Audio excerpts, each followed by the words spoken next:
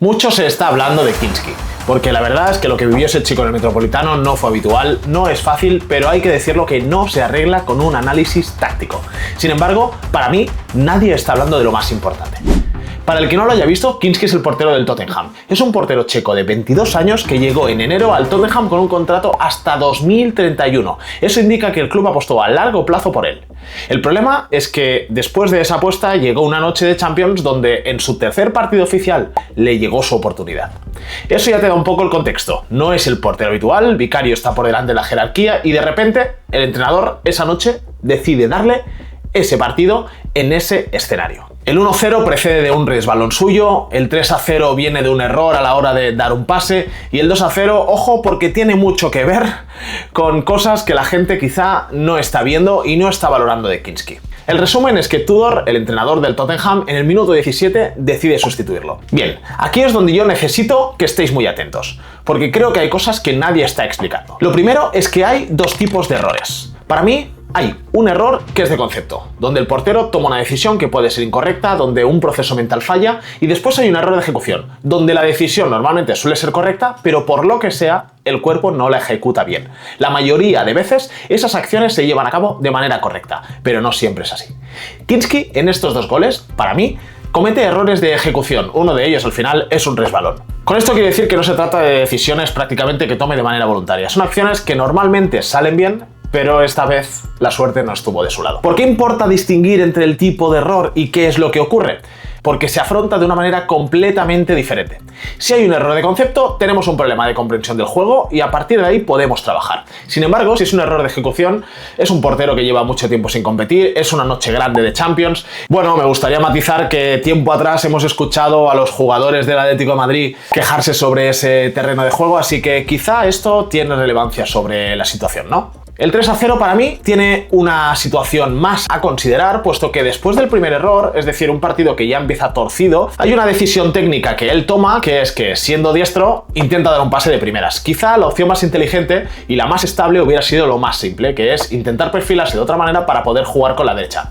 Pero él lo hace al revés e intenta jugar con la izquierda. Y ahí, para mí, sí que tiene un elemento mental el primer error que le está pesando encima. Con esto ya me voy a la rueda de prensa donde el entrenador reconoce que lleva 15 años quizás sin hacer algo así. Y esto me parece bastante importante. Cuando un entrenador dice eso, lo que está diciendo es que no fue en calentón. Fue una decisión tomada desde la conciencia. A partir de ahí lo que tenemos es la información que él nos traslada, pero no sabemos qué información tiene él. Al final, él es el que está día a día con los jugadores, conoce las personalidades y también quiero pensar un pequeño detalle que ahora os comentaré con el entrenador de porteros. Y es que Tudor, el entrenador del Tottenham, entró con Tomislav Rogic, que es el entrenador de porteros, alguien con quien ya había trabajado antes, con lo cual era una persona de su confianza. Eso significa que quiero pensar que entre los tres ya habían hablado, sopesado, o bien por lo menos desde la parte técnica hacia el portero, ya hay una confianza y un conocimiento de cómo es este perfil de portero y de cómo seguramente sea la personalidad del chico. Con esto lo que quiero decir es que hay una conversación interna que probablemente nosotros no conocemos y solo conocen los implicados. A partir de ahí podemos intentar analizar. ¿Fue una decisión correcta? Nadie que esté fuera del vestuario lo sabe.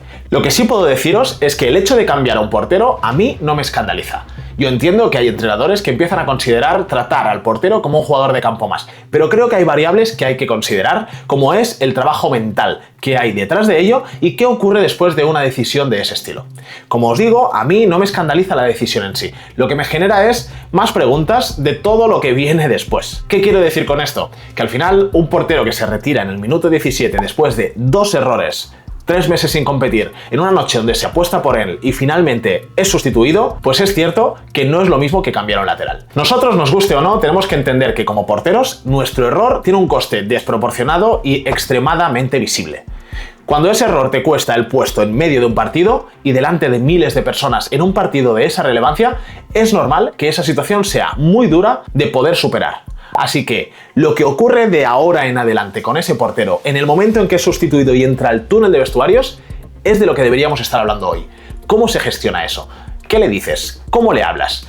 ¿Cómo construyes de nuevo la confianza en un portero que acabas de sentar en lo que seguramente sea su noche más importante? Esa es la diferencia que un cuerpo técnico profesional y probablemente un cuerpo técnico que no mire por el bien del chico y por el bien de ese proyecto es lo que debe priorizar ahora. Así que como entrenador de porteros, a mí me parece que lo más crítico de analizar es aquí, ya no tanto el hecho de la sustitución. Ojalá desde el Tottenham estén haciendo las cosas bien. Insisto de nuevo que teniendo contrato hasta 2031 es una apuesta de club.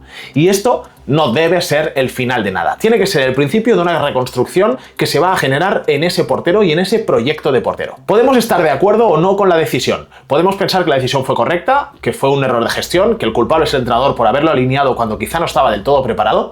Pero yo espero que vayáis mucho más allá e intentéis ver qué es lo que hay detrás de ese partido y detrás de una decisión como esa en la posición de portero. La portería es la posición más solitaria del fútbol, así que cuando algo así pasa, la pregunta no es solo el por qué lo cambió, sino es cómo lo afrontamos a partir de ahora. Yo os dejo una pregunta clara que me gustaría poder ver vuestra respuesta en comentarios, y es que, ¿vosotros realmente hubierais cambiado al portero? ¿O le hubierais dado esa confianza? Me gustaría leer vuestro razonamiento y es posible que de ahí puedan salir nuevos vídeos para ver de qué manera se trabaja la mentalidad en el portero. Un aspecto muy importante y que no pasamos por alto en mi comunidad en School, del cual te dejo el enlace aquí abajo. Y si quieres ver más contenido así, de análisis, incluso como podéis ver de actualidad, estás en el sitio correcto. Así que suscríbete y dale a la campanita.